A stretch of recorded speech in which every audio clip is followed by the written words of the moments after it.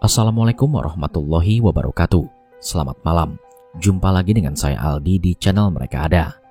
Dimanapun kalian berada, saya doakan semoga kalian dalam kondisi sehat dan selalu diberikan kemudahan dalam menjalankan segala aktivitas. Di kesempatan kali ini saya akan membacakan cerita dari teror arwah gantung diri. Namun sebelum mulai bercerita, pastikan teman-teman sudah support channel Mereka Ada dengan cara menekan tombol subscribe dan menyalakan lonceng notifikasinya. Dan jangan lupa, sebelum kalian mendengarkan cerita ini, cari tempat ternyaman. Tarik selimut, matikan lampu, dan tetap waspada. Siapa tahu ada sosok lain yang menemani kalian mendengarkan cerita ini. Sudah siap? Kalau gitu tanpa banyak basa-basi lagi, mari kita mulai ceritanya.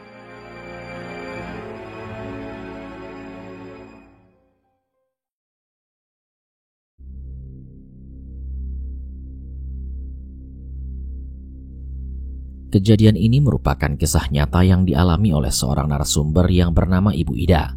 Saat itu ada berita yang tidak mengenakan yang terjadi di kosan milik Ibu Ida.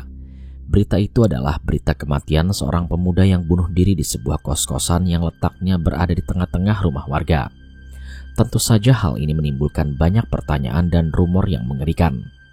Pemuda yang dikenal dengan nama Ken itu adalah salah seorang pekerja yang terlihat baik-baik saja tanpa memiliki sebuah permasalahan. Namun ternyata diamnya Ken memiliki sebuah permasalahan yang berat yang tak bisa diceritakan oleh banyak orang dan terus dia pendam hingga berujung kepada jalur bunuh diri. Ken dikenal masyarakat sangat pendiam dan tak banyak bicara. Hari-harinya ia habiskan untuk bekerja. Bahkan para warga sekitar tak banyak yang tahu kalau Ken memiliki seorang kekasih. Dan hal ini baru diketahui dari tulisan-tulisan tangan Ken yang ia tulis di sebuah buku diary tentang perjalanan cintanya kepada seorang wanita yang ia cintai. Akan tetapi hari di mana Ken sedang menerima banyak pekerjaan, wanita itu menyudahi hubungannya dengan alasan yang tidak wajar. Ken pun akhirnya mencari tahu apa yang sebenarnya terjadi kepada kekasihnya tersebut. Setelah ia tahu secara detail, ternyata kekasih Ken itu berselingkuh dengan teman Ken sendiri. Alhasil Ken marah besar dan dia luapkan kemarahan itu dengan menghancurkan seluruh barang-barang miliknya yang berada di kamar kosan. Ken menghempaskan lemari, membanting laptop, melempar gitar, dan lain sebagainya. Hingga akhirnya saat dimana ia merasa kehadirannya tidak berarti, Ken pun bertekad untuk menyudahi hidupnya dengan cara menggantung diri di kamar miliknya menggunakan tali tambang. Jasad Ken baru ditemui oleh warga saat ada salah seorang tetangga yang mencium bau busuk dari kosan Ken. Awalnya seorang warga itu mengira jika bau busuk itu dihasilkan dari bau busuk bangkai tikus yang sering berterbaran di sekitar selokan. Namun ketika dicari, bangkai tikus itu tidak ditemukan. Barulah kecurigaan lebih mendalam muncul ketika pada hari kedua kematian. Bau busuk yang menyengat itu sering dicium warga yang berlalu lalang melewati kosan Ken. Alhasil para warga mulai resah. Warga pun melaporkan hal tersebut kepada ketua RW setempat mengenai keresahan yang dialami saat itu. Akhirnya ketua RW itu mendatangi pemilik kosan. Akan tetapi hal yang mengejutkan pun terjadi. Pemilik kosan baru tahu jika bau busuk itu berasal dari kamar kosan miliknya. Ia sendiri baru menyadari bahwa orang yang menempati kosan tersebut telah lama tidak terlihat. Karena itulah pemilik kosan mempersilahkan kepada para warga untuk membuka kosan. Dan ternyata ketika kosan dibuka, bau busuknya menyeruak hingga keluaran. Beberapa warga ada yang muntah-muntah dan menutup mulutnya dengan kedua tangan serta benda lain agar bau busuk itu tidak menusuk ke hidung. Bau busuk itu ternyata mengarahkan kepada sebuah kamar Ken yaitu orang yang menempati kosan tersebut. Alhasil salah satu warga diminta untuk membuka kamar itu. Ketika gagang pintunya dipegang oleh warga, ternyata pintu itu tidak bisa dibuka. Itu berarti Ken mengunci pintu dari dalam kamar.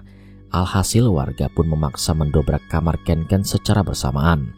Dan ketika pintu sudah didobrak secara paksa, Ken ditemukan sudah meninggal dengan kepala yang hampir putus.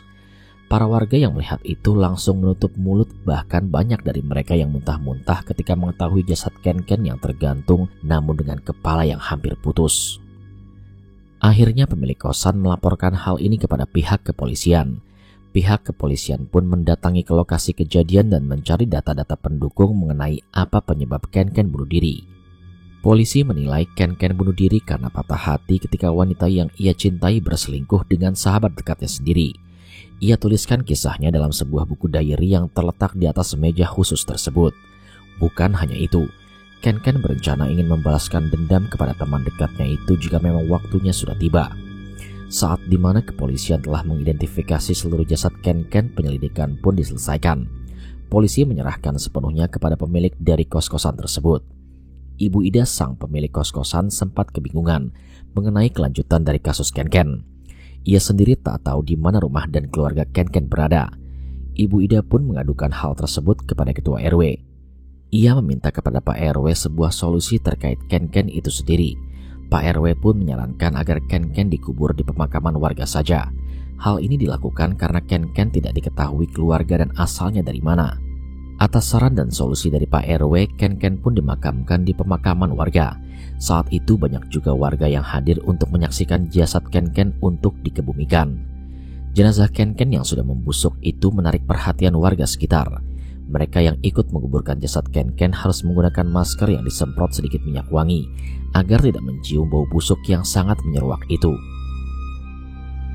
Setelah Ken dikuburkan, para warga beraktivitas seperti biasanya. Mereka mengerjakan pekerjaan dan aktivitas yang biasa dilakukan pada umumnya.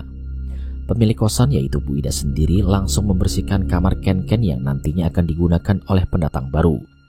Dan saat ia telah usai membersihkan kamar Ken, Bu Ida langsung keluar dan menutup kembali kamar kosannya.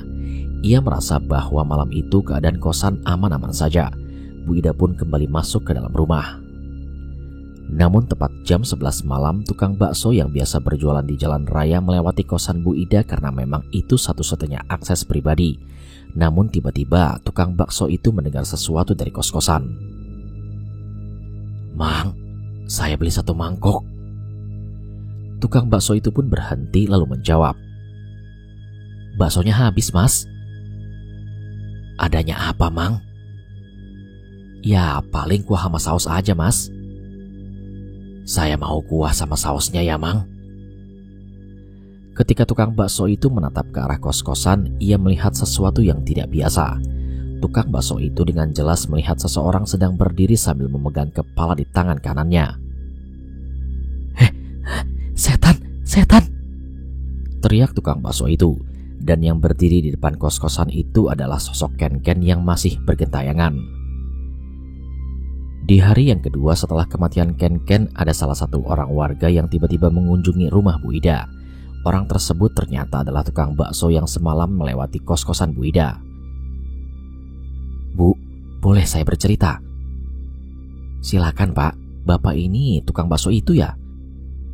"Benar, Bu. Saya tukang bakso yang biasa mangkal di depan SD 3, Bu." "Oh iya ya, bagaimana, Pak?" "Jadi gini, Bu. Semalam itu saya melewati kos-kosan Ibu. Lalu ada seseorang yang memesan bakso, namun kebetulan bakso saya habis. Jadi saya berniat memberikan candaan kepada orang itu. Akan tetapi orang itu malah bercandain saya kembali. Ketika saya lihat orang itu, ternyata kepalanya putus." Jelas tukang bakso itu. "Astagfirullah, ini Masnya gak lagi cerita aneh-aneh kan?" tanya Bu Ida keheranan. "Beneran, Bu. Saya lihat sendiri sosok pria itu sambil memegangi kepalanya di tangan kanan. Ia berdiri tepat di depan kos-kosan itu," ucap tukang bakso itu sambil menunjukkan lokasi di mana sosok itu berdiri. Namun entah mengapa bulu kuduk tukang bakso itu tiba-tiba merinding. "Aduh, Bu, saya jadi merinding," ucap tukang bakso itu. "Mas, tolong jangan sebarkan ini dulu ya. Saya takut nantinya jatuhnya malah fitnah." "Iya, Bu, baik. Saya nggak akan menyebarkan ini. Namun kalau boleh tahu, siapa sosok itu?" "Dia adalah penghuni kosan yang beberapa hari lalu meninggal dunia karena bunuh diri. Kepalanya putus dan gak satu keluarga pun yang mendatanginya. Makanya saya juga kasihan sama orang itu, Mas." "Innalillahi, jadi yang saya lihat itu ternyata beneran." "Aduh, ya udah ya, Mas. Saya minta Masnya jangan ceritakan dulu. Saya juga akan memastikan kalau dia benar-benar bergentayangan atau tidak." Akhirnya tukang bakso itu kembali ke rumahnya dan meninggalkan rumah Bu Ida. Sore harinya Bu Ida kembali memasuki kosan tersebut. Ia ingin memastikan apa yang dikatakan oleh tukang bakso itu benar atau tidak. Saat Bu Ida memasuki kamar Ken, ia merasakan hawa kamar berubah menjadi sangat panas. "Kok gak seperti biasa ya?" ucap Bu Ida dalam hati. Bu Ida pun tidak kuat menahan hawa kamar yang membuat dirinya kurang nyaman. Alhasil Bu Ida pun keluar dari kamar bekas Ken-Ken. Namun sesaat dirinya akan keluar kamar, Bu Ida mendengar suara tangisan dari bagian belakang. Ia sendiri tak tahu siapa yang menangis di petang hari seperti ini. Langkah Bu Ida sebenarnya ingin memastikan akan hal itu, namun dirinya masih belum kuat nyali untuk mengetahui kebenarannya. Bu Ida pun mengurungkan niatnya untuk mengecek bagian belakang kosannya. Malam harinya ada seorang warga yang melewati kosan Bu Ida. Dia adalah Pak Imron. Pak Imron merupakan salah seorang warga yang bekerja di kota dan seringkali pulang di malam hari. Kebetulan saat itu ia mendapatkan shift kedua dan harus pulang di tengah malam. Saat Pak Imron melewati kosan Bu Ida, ia mendengar suara tangisan seorang laki-laki yang seperti merintih kesakitan. Alhasil Pak Imron pun berhenti sejenak dan menatap ke arah kosan tersebut. Setelah dia menatap ke arah kosan tersebut, betapa terkejutnya Pak Imron ketika dirinya melihat sosok kepala buntung sedang berdiri membelakangi dirinya. "Astagfirullah, Ken, ucap Pak Imron. "Tolong saya, Pak." Ken, kamu kenapa?" Tiba-tiba tangisan Ken terhenti.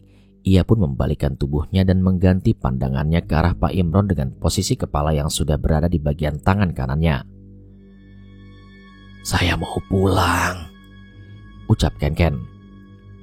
"Astagfirullah." Pak Imron yang melihat sosok Ken yang sedang memegang kepala itu langsung lari terbirit-birit. Malam itu juga Pak Imron langsung jatuh sakit setelah dirinya melihat sosok Ken yang berada di depan rumah kosan Bu Ida. Teror Ken masih berlanjut hingga hari berikutnya. Kali ini salah satu pendatang yang bernama Jojo. Kebetulan Jojo melewati kosan Bu Ida. Ia terkejut ketika dirinya mendengar suara benda yang terjatuh tepat di depan kosan Bu Ida. "Loh, apaan yang jatuh ya?" tanya Jojo dalam hati. Ia pun mendekat ke arah depan kamar kosan itu. Namun ketika baru masuk gerbang, pandangan Jojo tercengang melihat sosok tanpa kepala sedang mengambil sebuah benda yang baru saja terjatuh, yaitu kepalanya sendiri. "Hah? Kepala buntung?" teriak Jojo. Akhirnya berita mengenai sosok Ken itu menyebar hingga ke seluruh lapisan masyarakat. Banyak warga yang menilai bahwa Ken sedang mencari teman untuk membalaskan dendamnya. Hal itu diperkuat dengan sosok Ken yang selalu berdiri di depan kosannya sambil mengganggu tiap orang yang melewati kosannya. Warga sebenarnya sudah diambang ketakutan. Begitu pula dengan beberapa saksi mata yang sudah melihat sosok Ken dengan jelas. Mereka semua sudah tidak tahan dengan teror Ken yang semakin menjadi-jadi. Akhirnya dilakukanlah musyawarah tertutup antara warga sekitar untuk mengusir sosok Ken yang masih bergentayangan di sekitaran rumah warga. Musyawarah itu tanpa sepengetahuan Bu Ida si pemilik kosan. Belum tahu apa alasan utama mereka tidak mengajak Bu Ida. Namun beberapa warga mengatakan jika Bu Ida tidak akan percaya dengan apa yang dikatakan oleh saksi mata saat mendapati sosok Ken sedang berdiri di depan kosannya. Rapat musyawarah pun dimulai. Mereka membawa juru kunci untuk mencoba mengusir Ken agar tidak mengganggu para warga yang berlalu lalang di depan rumah kosan Bu Ida. Juru kunci itu meminta kepada warga untuk memenuhi persyaratan tertentu agar sosok kepala buntung itu dapat dipindahkan. Akhirnya para warga pun mengabulkan permintaan juru kunci tersebut agar dirinya mampu mengusir sosok Ken yang masih berada di depan rumah kosan Bu Ida. Mula-mula juru kunci itu merasa tidak nyaman dengan energi dan aura yang dipantulkan oleh sosok Ken. Energi dan auranya penuh akan kebencian, dendam, dan perasaan marah yang sangat begitu besar.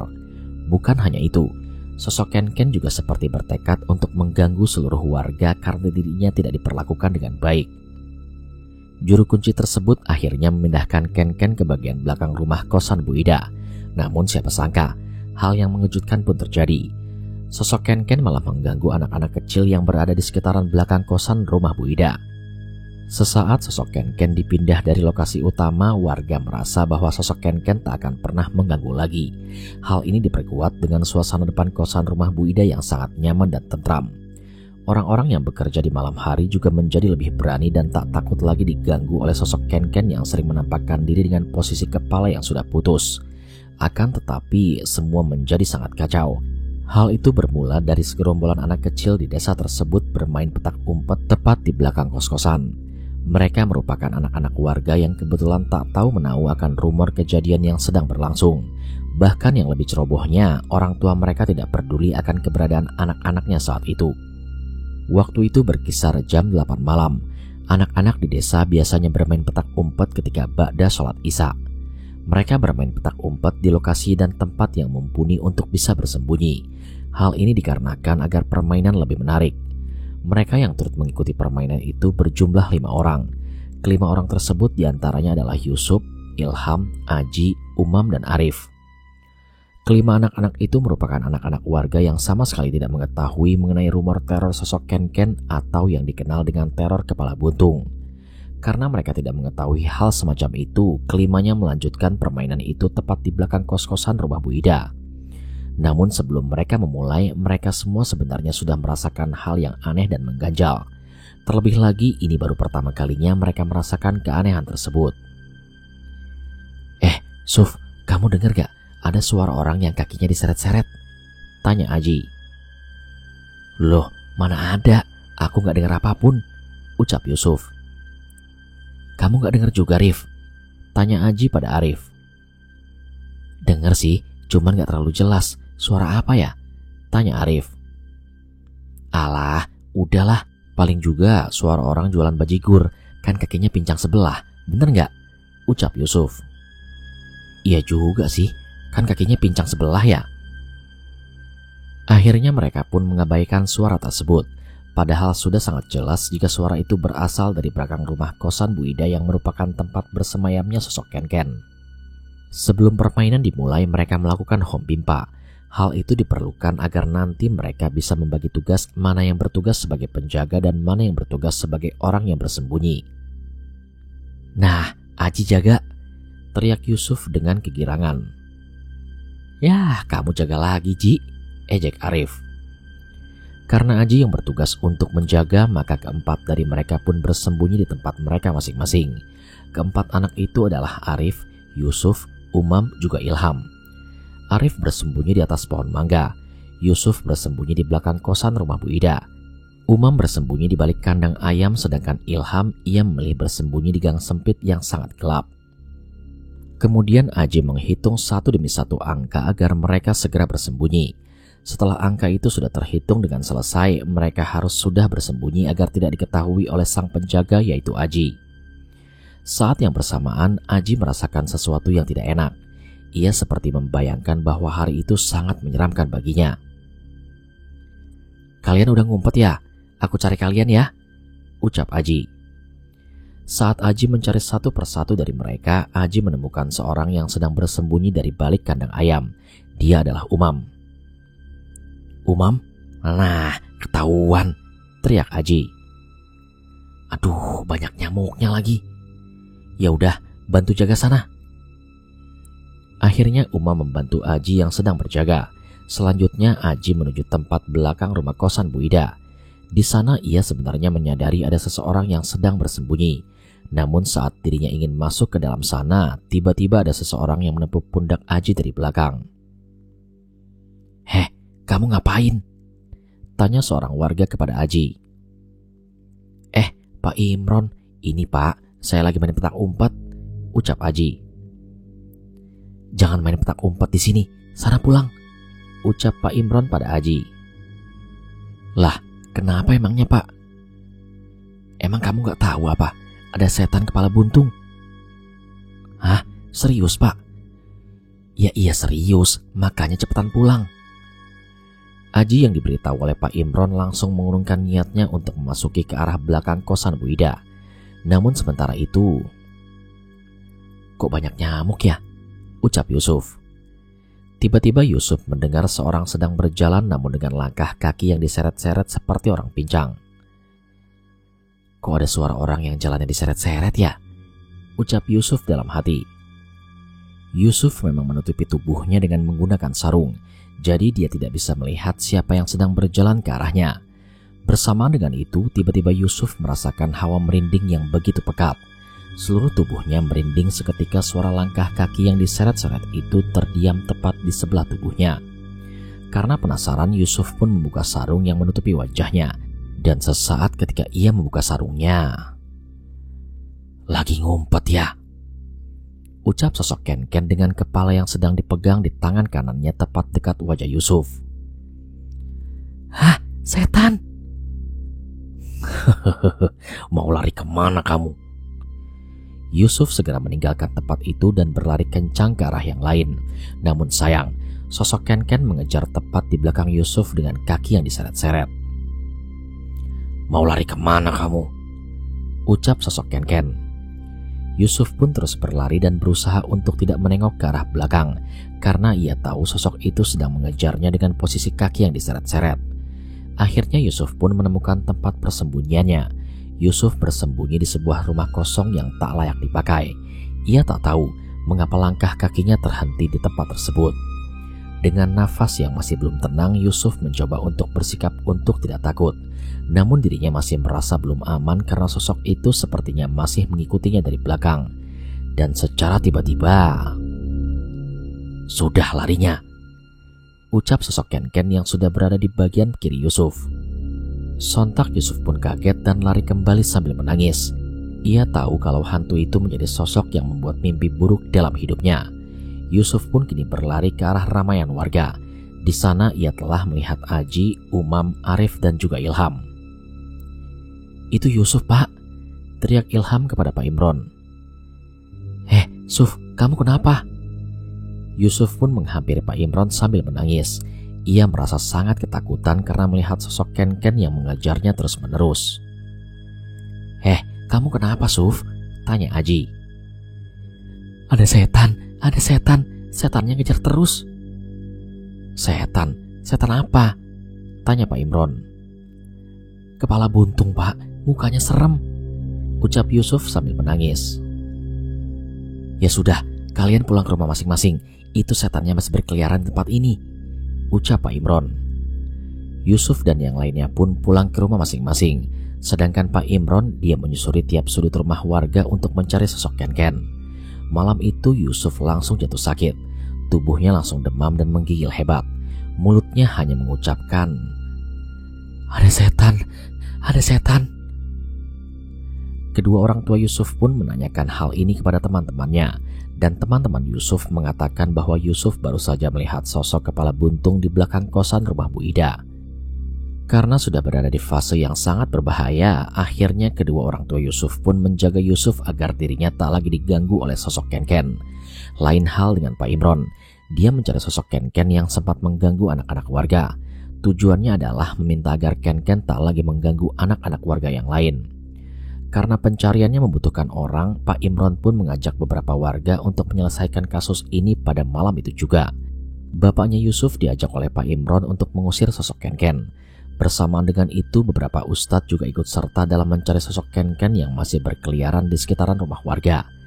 Tak lupa Pak Imron memberitahukan hal ini kepada Ibu Ida, sang pemilik kosan. Malam itu juga pencarian besar-besaran sosok Ken pun dilakukan. Mereka semua mencari ke setiap sudut sambil membawa senter dan alat penerangan yang lain. Tujuan terakhir dari mereka jatuh kepada makam Ken. Mereka semua diberi petunjuk oleh salah satu ustadz untuk menuju ke makam Ken langsung. Hal ini dikarenakan bisa jadi Ken sedang berada di sana. Pada dasarnya sosok yang bergentayangan adalah sosok yang merasa kesepian. Karena itu ustadz tersebut mencoba untuk merespon keberadaan Ken dengan mengunjungi tempat peristirahatan Ken sendiri. Tiba saatnya para warga ke tempat pemakaman umum. Mereka yang merasakan keberadaan para sosok di sana tiba-tiba merinding. Beberapa yang lain juga merasakan ada banyak sosok yang sedang memperhatikan dari tiap sudut pemakaman. Ustadz Danu yang merupakan orang yang menyuruh ke tempat pemakaman meminta para warga untuk berhenti sejenak. "Sebentar, berhenti." Tiba-tiba dari pepohonan randu mereka mendengar suara tertawa kuntilanak yang sangat melengking. "Suara apa itu, Pak Ustadz?" tanya Pak Imron. "Itu suara jin korin yang sedang mengganggu. Jangan perhatikan pohon randu. Dia sedang bertengkar di sana," ucap Ustadz Danu. Kemudian Ustadz Danu melangkahkan kakinya ke makam Ken. Di sana Ustadz Danu mendapati sesuatu yang tak bisa dilihat oleh warga sekitar. "Kalian tunggu di sini. Sosok Ken ada di depan sana," ucap Ustadz Danu. Alhasil Ustadz Danu pun berjalan ke arah makam Ken sendirian. Ia mendapati sosok Ken sedang bersedih di dekat pemakaman. Terjadilah komunikasi antara Ustadz Danu dan sosok tersebut. Ustadz Danu mendengarkan dengan seksama mengapa sosok Ken-Ken masih bergentayangan. Usut punya usut, Ken-Ken merasa sedih karena kuburannya tidak ada yang pernah mendoakan lagi. Ken-Ken membutuhkan doa dari para warga sekitar dan merasa kesepian. Akhirnya Ustadz Danu mendoakan Ken-Ken dengan syarat agar Ken-Ken tak mengganggu lagi warga sekitar. Dan Ken-Ken pun menyetujui akan hal itu. Dengan cepat Ustadz Danu memanggil seluruh warga sekitar agar mau mendoakan Ken-Ken secara bersama-sama. Mereka semua mendoakan dengan tulus agar sosok Ken-Ken bisa tenang di alam baka.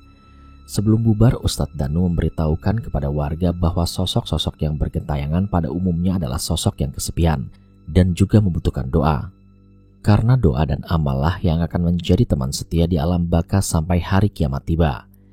Akhirnya semenjak itu teror hantu Ken-Ken tak pernah lagi terdengar. Warga menjadi aman dan kosan tersebut kini dijadikan rumah khusus untuk mengaji oleh para warga sekitar untuk mengenang kematian Ken-Ken.